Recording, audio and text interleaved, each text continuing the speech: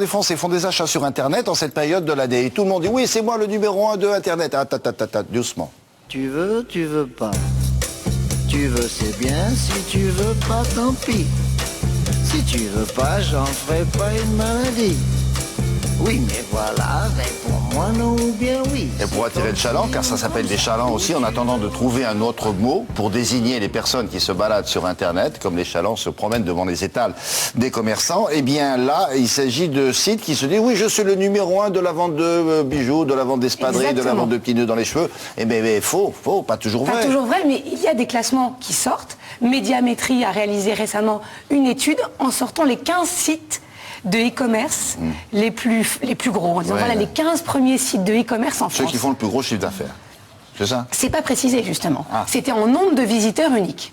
Donc on voit 15 sites, et alors chaque site se glorifie. Après, regardez, on fait partie du top 15. Les journaux ont repris ce tableau en disant, regardez les 15 premiers sites.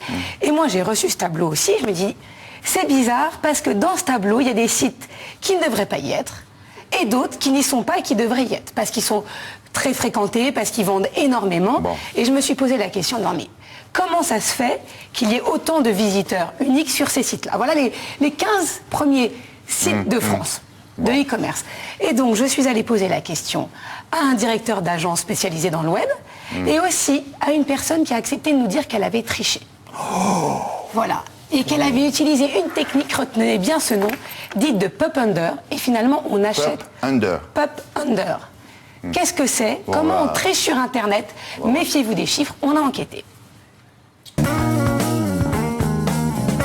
Internet, c'est le média des chiffres. C'est le média où on peut tout mesurer, c'est le média où la mesure est véritablement omniprésente, mais du coup, ça peut créer une profusion d'informations et parfois perdre les internautes.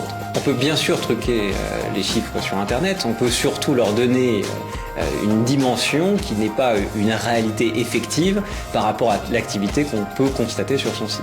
Il y a dans les techniques d'achat aujourd'hui sur Internet des moyens pour accélérer la visibilité, la fréquentation, comme dans le monde réel, lorsqu'on multiplie le nombre de mailings qu'on envoie, il y a des leviers d'accélération qui vont permettre de mieux positionner son site.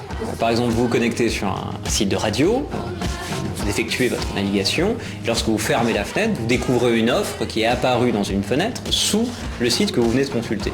C'est typiquement la manière la plus directe d'augmenter votre trafic en affichant sur une navigation qui ne vous concerne pas votre site sous la page que consulte un internaute. C'est une double navigation, c'est la technique dite du pop under.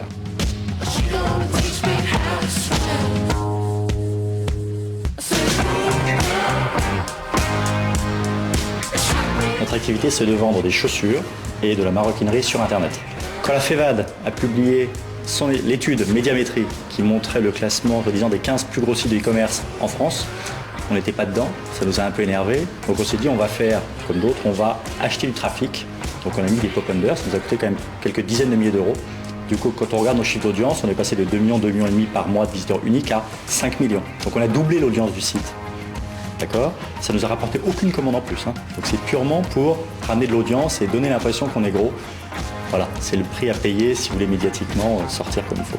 Enfin, mais alors quoi? Que fait l'armée? Que fait la police? Que fait l'auto? Il n'y a pas un organisme de régulation? Parce que tout le monde dit n'importe quoi, alors. Ben voilà, dit n'importe quoi. En fait, triche sur les... Voilà, joue sur... Si, tricher, c'est n'importe quoi. C'est pour ça que nous sommes là, pour vous le dire. Parce que personne n'a osé le faire jusqu'à présent.